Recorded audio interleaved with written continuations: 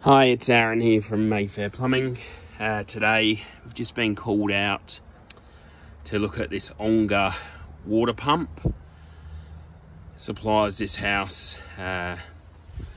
from this huge rainwater tank here, and then pumps it back into the house for them to use it for showering and washing dishes, etc.